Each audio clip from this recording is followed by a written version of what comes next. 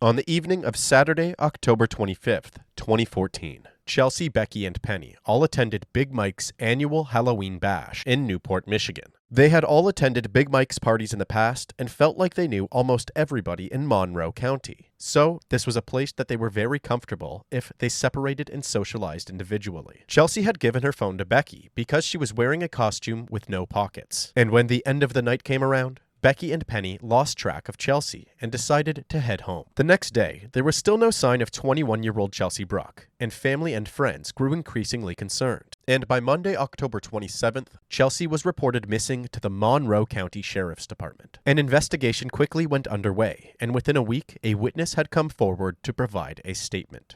So who'd you go to this party with? I went with my best friend. I consider my brother. This is Harlan Bird. He is a 20-year-old resident of Monroe County who claims to have been at the party the night that Chelsea disappeared. Not only that, but he claims to have actually saved her from a group of pushy thugs who knocked her to the ground. When he picked her up, he recognized that she was excessively intoxicated, and so he assisted her by carrying her to a red four-door car and placing her in the back seat. While he didn't know who owned this vehicle, his intention was to help her get a ride home. While he carried her, he had gotten some blood on his shirt from her bleeding nose. He then left her side for a brief moment to see if she had any close friends still at the party. When he came back, Chelsea and the car that he placed her in were gone. I just told her to please sit still. I didn't want to leave her, but I didn't want to stay there either because I didn't know whether or not it was someone found her like that. They'd blame me. I was looking for about 5 to 15 minutes, walk back to the car, and her was gone. So you went back out to the parking lot and the vehicle that you put her in was gone? And her too. So from where you picked her up, there was a little bit of blood on your right shoulder? Not this shirt I was wearing, it's a different shirt, but yes, it was. I'm not seeing a big spot, it was like a little dab, and I didn't realize it until I got home that night and looked at my shirt. You still got the shirt? I shouldn't. I'm pretty sure it's getting cleaned right now because my fiance has a girlfriend, so that's fiance. If there's blood on it, we want it for her DNA. If it was clean, would you still be able to get something off of it, or no? Harlan's claims regarding the blood on his shirt were strange, as both Penny and Becky had previously told the police that Chelsea did indeed have a bloody nose that night. However, they said that Chelsea had done it to herself accidentally. And when you got her up, she had a bloody nose? I didn't see her having a bloody nose, but I figured that she's bleeding somewhere because I was a... Oh, earlier you told me she had a bloody nose. I didn't say I seen it. I said I even asked. You said it was up here. I said it had to be because where she rested her shoulder on, or her face on my shoulder. That's what I figured. Because then when I asked you how much blood there was, you said, "Oh, just a few spots." And I said, "From her nose." I don't know. It was just a few spots. I don't know for sure. I mean, I'm having a little bit of problems with your story here, Harlan. Did you take that girl and do harm to her? No. Did you take that girl and have sex with her? No. Did you rape her? No. Did you kill her? No. The unfortunate part of Harlan's statement is that once officers felt that things didn't add up, he shifted into reverse and stated that everything that he just said was all a lie. He lied because he thought that if he gave a tip that went somewhere, he could possibly be seen as a hero. This is nothing but a big lie that I shouldn't have done, and I'm sorry. Harlan was then charged for lying to the police. Although he remained on the list of potential suspects, he was allowed to leave while investigators worked to corroborate his claims. Come on. As they did that, the family and friends of Chelsea set up a search team headquarters at a local vacant bank. They also participated in several news interviews. I don't think she's sitting there at all at this point, knowing she can come home and choosing not to because she's scared and there's too much hype. I do not think at all that this is her choice. Absolutely miss you, love you. If somebody is holding you, no matter where you're at, we just want you home. This news coverage helped officers obtain statements from other people who attended the party, as it was initially quite difficult to track down any attendees due to most of them being in full costume. Take 600 people, now put them all up in costumes, and then try and have those people relay stuff back to us. That's the problem. That's what we're dealing with right now. Using the statements that they received, investigators determined that Chelsea had gotten fairly drunk that night and was sitting alone by the bonfire, and that there was a strange man that approached her and was hovering over her. He then began talking to her before they both disappeared around 3 a.m. This is a police sketch of the strange man. Within days, investigators received another phone call, this time from a woman named Carrie Carr. Carrie stated that her boyfriend had told her that he himself killed Chelsea, and he threatened that he would kill her too. Okay, Carrie, I'm Detective Perlmore. This is Detective Smith. When I went to go leave, I walked out and I was trying to get in my car. He pulled out a knife. Okay, a pocket knife. Okay. And then he goes, "This is the one I used on Chelsea." He grabbed me by my shirt and he had a knife and he goes, "This is what I used with Chelsea Bruck." He didn't say that her name exactly. What did he say? He said, "This I need is to what know I used exactly. on Chelsea. Okay. Don't make me use it on you." I want him locked up, but I can't have him Okay. questioned and then released. He lives on the same street as me. Right. He's going to come after me and my kid.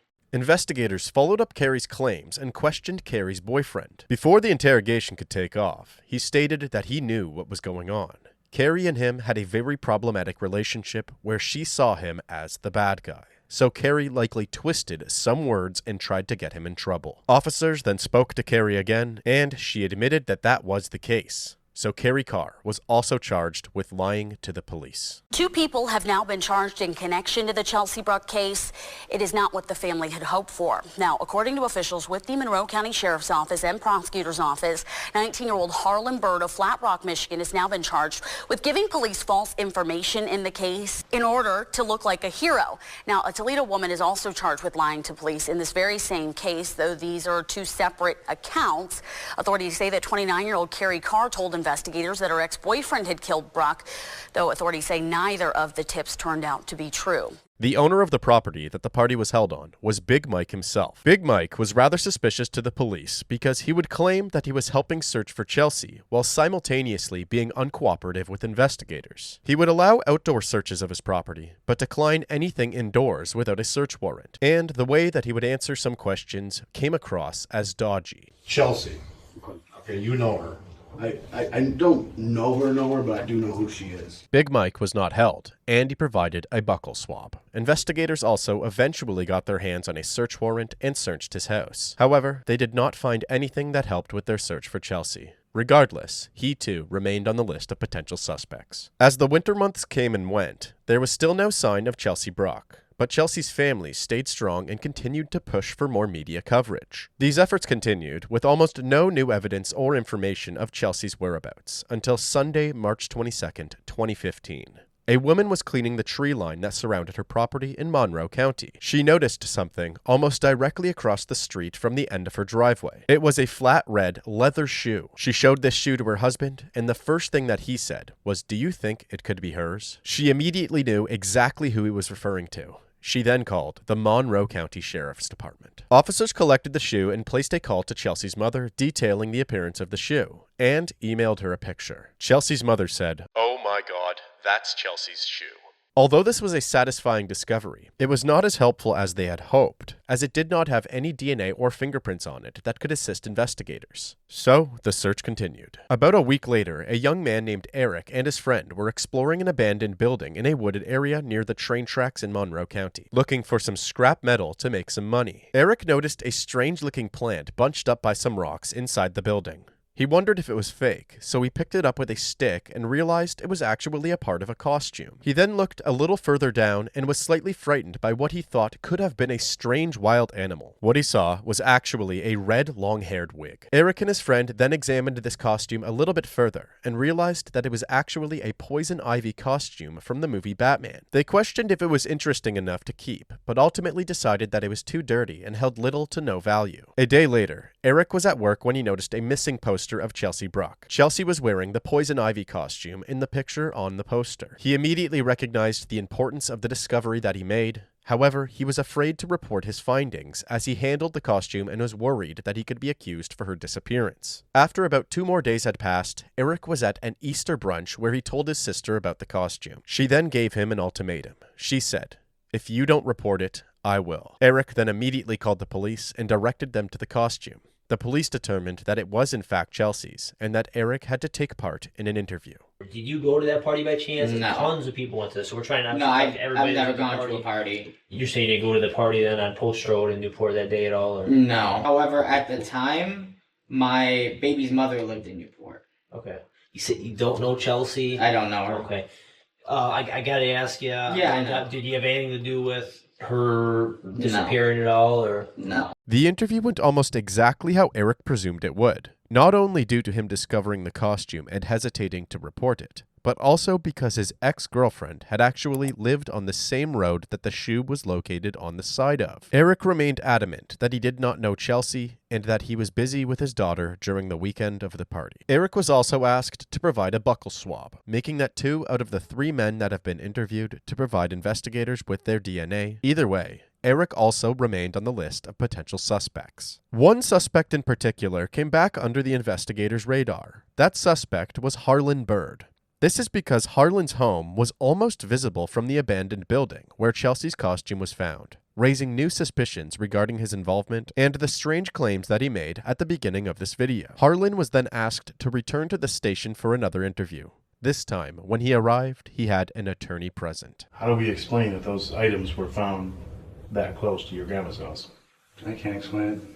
I mean, you recognize how bad that looks. I understand how bad it looks, but it has nothing to do with me. Do you have any thoughts as to why some of her clothing would be found No. a tenth of a mile from your grandma's place? No. Unless someone is over there trying to frame me. Would you be willing to take a polygraph? A lie detector test? Mm-hmm. Yes.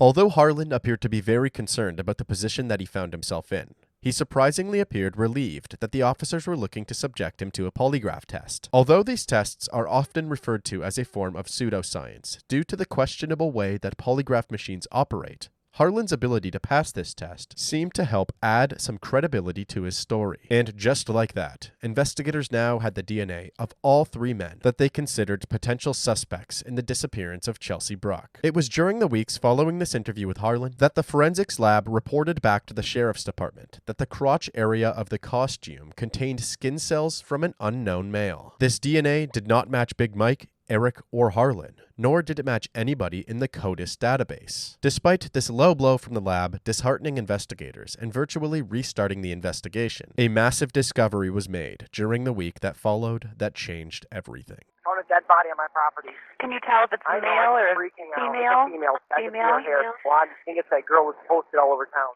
On April 24th, 2015, the body of Chelsea Bruck was found by a dump truck driver as he was dropping off a load at an ongoing residential construction site. His truck had gotten stuck in the mud, and as he walked around the vehicle, he saw her. He immediately told the owner of the property, and they dialed 911. All we're being told right now is that the body of a woman has been found deep in these woods. I know that there is a crime lab truck out here on scene. The sheriff of Monroe County Sheriff is out here. He's also on scene.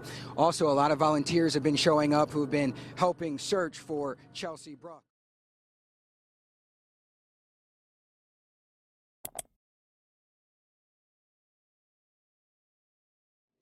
Today at approximately 4:00 p.m., we received confirmation from the Wayne County Medical Examiner's Office that the body was in fact that of Chelsea Bruck. Since that time, the Bruck family has been notified. Chelsea's body was discovered covered by heavy logs and severely decomposed with a very noticeable fracture along the center of her jaw. Unfortunately, the decomposition made it nearly impossible to gather any other evidence, like bruising, cuts, or other superficial injuries. It was also impossible to find any traces of suspect DNA. The medical examiner's office made the determination that Chelsea's death was likely the result of blunt force trauma to the head. It is presumed that they came to this conclusion due to the obvious fracture to her jaw. While searching the property that Chelsea's body was located on, Chelsea's green leggings and other shoe were also located. Since she was found with all of her clothing removed and torn, combined with the presence of male DNA on the crotch area of her costume, it was presumed that she had been sexually assaulted before or after the murder took place. 1 year later, on July 21st, 2016, detectives learn that the CODIS DNA database has produced a hit connecting a 27-year-old man named Daniel Clay to the costume. The very next day, Daniel was located and questioned by the investigators at the Monroe County Sheriff's Department. Give me a minute. You want some water or something? You good? You fine? Give me a second. I'll be with you. Give me a sec, all right? Okay. I wonder what the fuck she wants me for.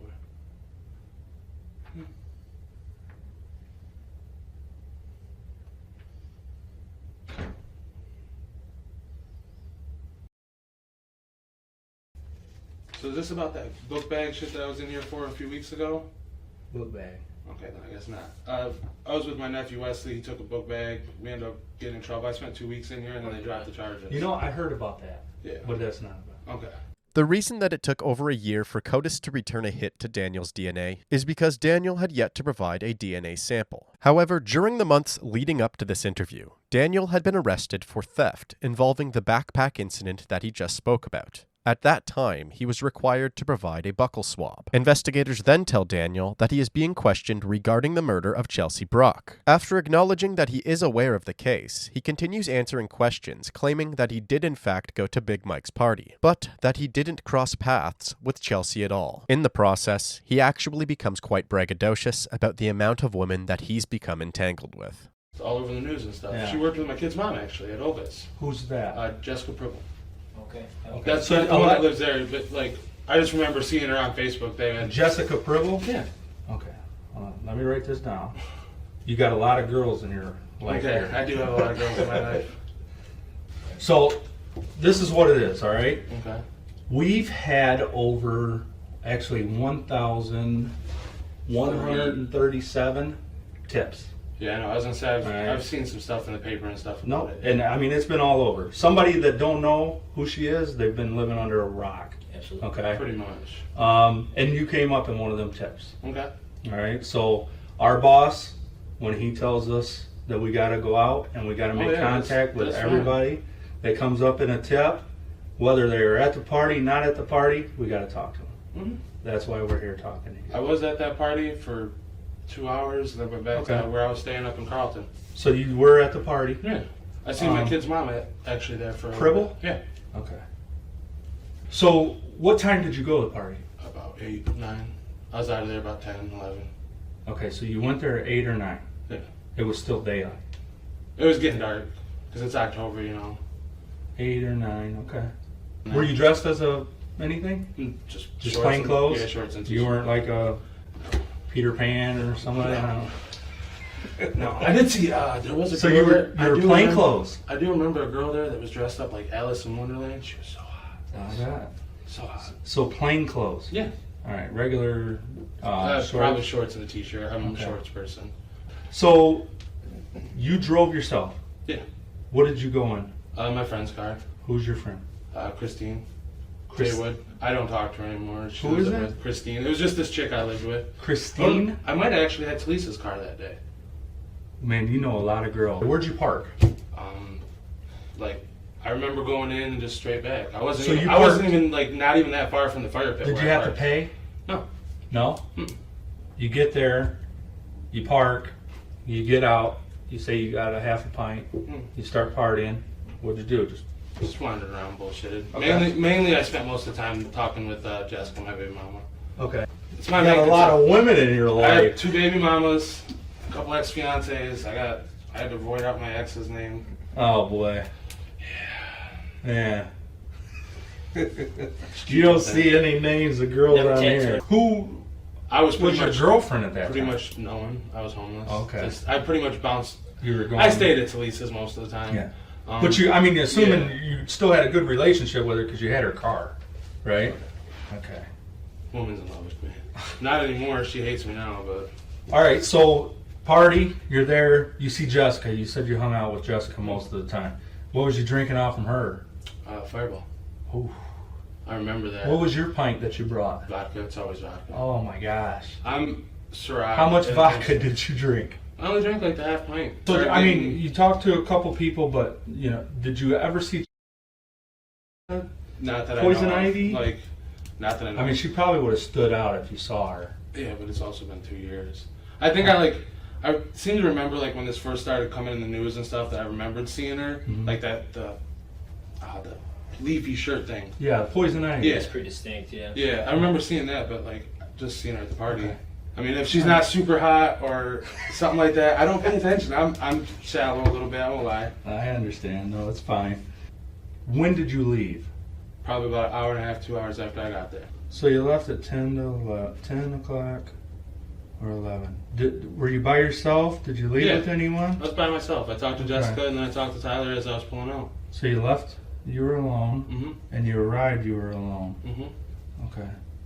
But is there any information that you think that would help me?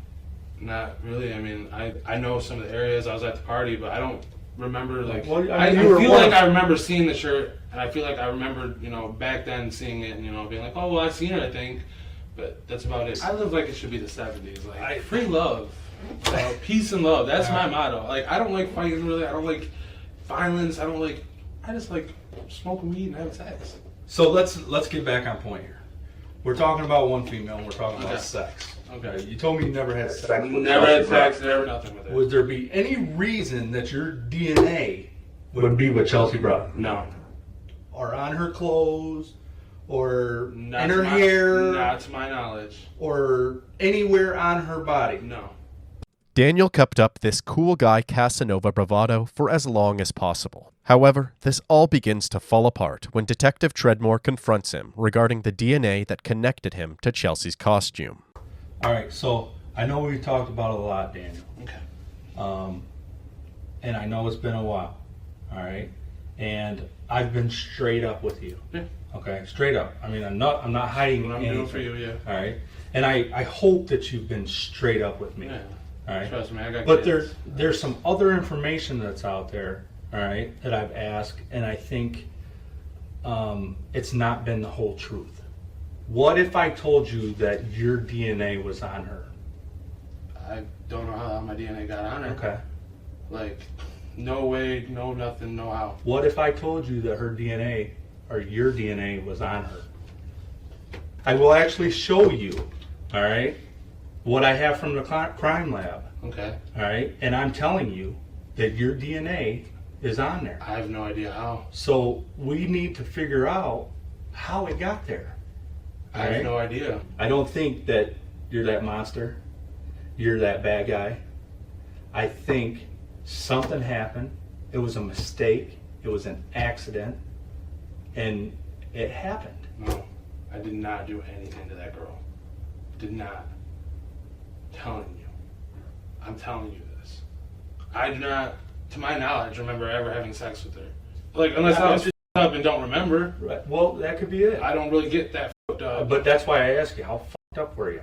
I was, you know? Okay, I was drunk, but not drunk. I was still, I remember most of the night after I left. Like, I remember driving home safe. I didn't crash or nothing, so I had to be sober enough to do that. Daniel just admitted that there was actually a chance that he and Chelsea connected that night. His story now changes from him going to the party with friends, having drinks, and then leaving, to him having a sexual encounter with some mystery woman with dark hair. So, the detectives push a little bit harder on the possibility that this mystery woman was actually Chelsea. He quickly accepts that possibility before his story changes again. You're drinking, she's drinking, it's dark, all right? Your DNA is on her. Is there a possibility? I mean, there's a possibility. That you had sex with her? There is a possibility. Okay. There's a possibility you could have sex with her. I mean, if I was that fucked up, I don't know what. Okay. But I don't remember having sex with her. So that means... I had sex with someone and I just don't... Okay. Like, I was out in the car and I talked to somebody, and then not long later I talked to my baby mama, got in the car and left. Okay. I remember so when leaving alone, I remember you being had home sex in the alone. car? Yeah. Okay, what car? Lisa's. Do you think that's where that DNA came from? I mean, it could be, but I don't remember, like, her being in a costume. Like, Okay. I remember it was just a girl in a t-shirt or something. Okay. I'm telling you right now, I do not think you're a murderer. Okay. I'm being upfront. Okay. I'm being honest with you. I've been honest with you 100%. Okay. All right? I think something happened. You did not have any intent to hurt her. I didn't do All right? anything to her. She was But something fine and happened. breathing when I left her. She got out of the car and walked away. I want to talk to you. Okay. All right? I know we're all getting tired, but I want to talk to you. All right? Stressing it. So this is the thing. All right? Your DNA cells were on where her crotch was torn and where her top was torn. From grabbing her or something. Okay. So that's where your DNA was. I'm Okay. past that. Okay. All right? I know that you tore that. It could have been a goddamn accident. And something happened and you got excited, which any one of us in this room would, and somebody thinks, oh shit, I just had sex with this girl, and you left. If that's what happened, We need to know. And I'm going to tell you one thing that nobody knows about except us and her mother, is that she had brittle bone disease. Brittle bone disease is a simple touch, a tap, where shit breaks. I break my fingers a lot because of it. So that's what happened. It was an accident. We know you're not that murderer. We know that you're not that murderer. People don't know that. Just us. Okay. Something happened with you and hold on. What's wrong? Okay, but an accident happened. An accident happened, Daniel. Can I get a cigarette in this? An accident happened. Daniel was given the cigarette that he just requested, and almost like clockwork, he began to open up about what had happened to Chelsea, claiming that he had actually attracted her with his lady killer good looks. And then, while the two were having intercourse, Chelsea asked him to choke her. After 20 to 30 seconds of doing so, she stopped responding. Okay. When I had sex, it got rough. Like, she likes it rough. I know. Like, choked and stuff. And She was into that stuff. You know that. Yeah, and then she got it, and I freaked out. I was wasted. Explain she was, freaky. Like, biting me and smacking me, and I was choking her and smacking her. Like, not, like, violently. Was it choking her with one hand, two hands? Because she loved to be choked. She told me to choke her. I choked her. Then we switched because she got underneath me. And, like, I don't know, we were for a minute, and then she kind of stopped, and she went limp, so I stopped, and I'm like, you know, and I started tapping her face, and okay. I guess I choked her too hard or something. Okay. I wasn't even choking that hard, I didn't think. Okay. Like, so what happened then? I freaked out. I drove around for like 5 minutes with her in the back seat, and then I ended up over by Lisa's. Up by Briar Hill? Yeah, and I just kind of like took her and walked her back there. But the clothes I left, I honestly thought I left them in the car until like the next day, and then I didn't know where the fuck they went. Daniel Clay was then charged with open murder for the killing of Chelsea Bruck. And before he was escorted to his cell, the detectives allowed him to make one last call to his girlfriend. Jessica, it's Dan. I'm going to jail for a long while. Daniel Clay's trial began in May of 2017. Daniel pled not guilty and stuck to his claims that Chelsea's death was an accident during a consensual sexual encounter. However, the prosecution felt that the evidence told a different story. Prosecutors say this was no accident, that Chelsea Bruck had a broken jaw, that she was beaten to death with a blunt object. And on the fourth day of this murder trial, we heard from Daniel Clay. Mr. Clay, did you cause Chelsea Bruck's death? Yes. Did you intend to cause her death? No, I did not. Daniel Clay took the stand for the first time, accused of killing Chelsea Bruck. Prosecutors say Clay beat the 22-year-old maybe woman to death. Clay says she died accidentally during consensual rough sex. Because I didn't mean for her to die. Didn't mean for this to end like this. Clay testified he met Bruck for the first time at a Halloween party in Frenchtown Township in 2014. Bruck was dressed as the Batman villain Poison Ivy. Clay says they left the party together and had sex in his car. He says Bruck asked him to choke her and that she lost consciousness. I don't know how to do CPR. I did attempt, pressing on the chest like I've seen on TV. Pressed and breathed a couple times, tried that. I got nothing. Clay says he panicked and started driving. Kept going through my mind of what I was going to do. All I could think of is I was going to end up in jail for something that was an accident. Less than 10 miles from the Halloween party, Clay says he stopped near train tracks in Carlton. I then sat her down in one spot and started to grab some sticks and put them on top of her. Clay says he knew Bruck was dead and left. Her body was discovered 6 months later. Forensic experts would testify that the way Chelsea's jaw was fractured would have taken an extreme amount of force regardless of her brittle bone disease, and that they also found blood inside her Poison Ivy costume, indicating that she was likely still alive and wearing her costume when she was injured. Sadly, they also testified that Chelsea's body was so decomposed that it was impossible to determine whether or not she died from strangulation. There was nothing left for me to evaluate whether or not Chelsea had been asphyxiated. It is not a 10 or a 20 or even a 30-second process. With constant pressure placed on the neck, a person will lose consciousness within 20 to 30 seconds. After that point, the constant pressure has to be maintained on the neck of an unconscious person for an additional 2 to 2.5 minutes before that victim is dead. Since Daniel was charged with open murder, that meant it was up to the jury to decide which degree he should receive. The prosecution would push for first-degree murder, and the defense would argue that there was simply not enough evidence to convict him of anything beyond manslaughter. He caused her death. It's not a secret. Is it a murder? What was his intent? Was his intent to kill her? Did he premeditate the intent to kill her?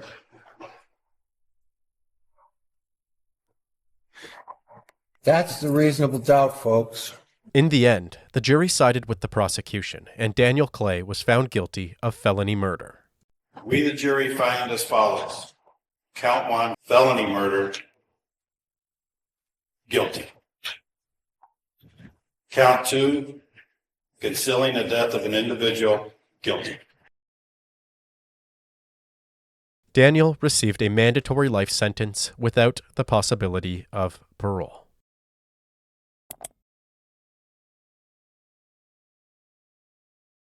Today, with the strength from Jesus Christ, I forgive Daniel Clay, because if I don't, all that has happened the last 2 3/4 years will destroy the rest of my life. But forgiving is not forgetting, because forgetting would mean that Chelsea didn't matter, that Chelsea was not important, that Chelsea didn't exist. Mr. Clay, I am leaving you with a Bible. Jesus came to heal our mess of a life, and I hope you will let him in, heal your mess. I thank you for that Bible, and I will keep that as long as I'm able to. And there's nothing more I can say except I am sorry for what I have put you through. And I will live with this for every day for the remainder of my life.